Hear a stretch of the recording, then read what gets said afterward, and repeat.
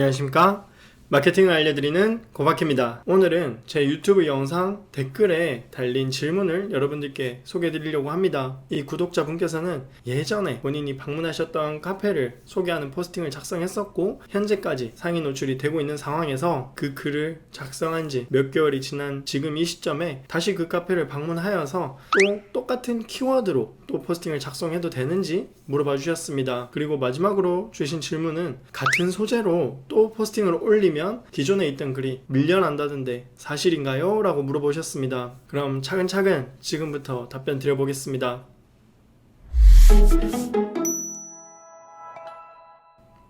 첫 번째, 똑같은 카페나 음식점을 다녀와서 똑같은 키워드로 글을 작성해도 문제될 것이 전혀 없습니다. 그 이유 실제 사례를 보면서 지금부터 자세히 설명드려 보겠습니다. 지금 보시는 화면은 부천시청역 카페로 검색한 화면인데요. 현재 1위 글은 부천시청역 카페로 글을 썼고 부천의 잭앤 카페라는 가게를 소개하고 있습니다. 만약 이 블로그 분께서 부천시청역 카페 또 가봤는데 좋아요 라는 글을 새로 작성한다면 지금 작성하신 이 1등 글은 10일이나 20위 사이로 밀려나고 새로 쓴 글이 1위에 노출될 수 있습니다. 블로그 탭은 페이지로 구성되어 있고 페이지당 10개의 글까지 노출이 됩니다. 아주 옛날에는 동일한 키워드로 계속 글을 쓰면 블로그 탭 1페이지를 4글로 도배할 수도 있었습니다. 즉 1등부터 10등까지 4글만 노출되었다는 것이죠. 하지만 최근에는 똑같은 키워드로 글을 쓰면 1페이지에 1개, 2페이지에 1개, 3페이지에 1개 이런 식으로 한 페이지당 4글은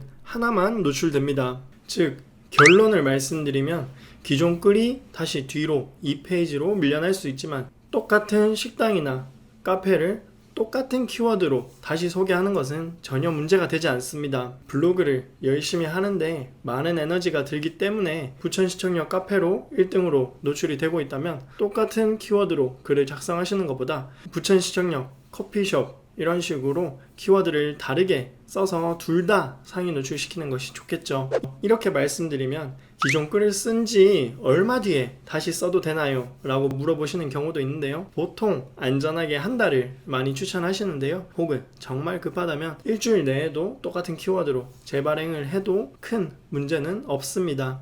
이 구독자분께서 두 번째로 주셨던 질문 기억하시나요? 같은 키워드로 글을 쓰면 기존 글이 밀려나는 것이 정상이냐? 라고 물어보셨는데요. 지극히 정상입니다. 기존 글이 2페이지로 밀려나지 않는 것이 반대로 비정상입니다. 새 글이 상단에 안 뜨고 뒤로 밀려나서 난처하게 만드는 경우도 있고 혹은 모바일 뷰탭에서는 기존 글의 하단에 꼬리표처럼 달리는 경우도 있습니다. 한번 실제로 보겠습니다. 부천치과로 검색한 이 글을 보시면 2019년 4월 28일에 쓴 글이 보여지고요. 하단에 꼬리표처럼 다른 글 링크가 보여지는데 이 글을 눌러보시면 2019년 5월 6일에 작성한 것을 볼 수 있습니다. 그러니까 최신 글이 뜨고 그 하단에 옛날 글이 링크로 뜨는 것이 아니라 옛날 글이 뜨는 난처한 상황이 발생하는 것입니다. 왜 이런 일이 발생할까요? 바로 로직에 맞춰 좋은 글을 작성하지 못하셨기 때문입니다. 네이버가 옛날 글 그리고 새로 내가 쓴 글을 두 가지를 비교해서 어느 글이 사람들이 더 많이 찾을 글인지 더 유익하게 많은 정보를 전달하고 있는지를 판단해서 더 나은 글을 상위에 노출시켜주기 때문입니다. 또 뷰탭에서 이렇게 메인에 뜨는 것이 아니라 꼬리 링크로 잡히는 이유는 다이아로직에 맞춰서 글을 쓰지 않으셨기 때문일 수도 있습니다.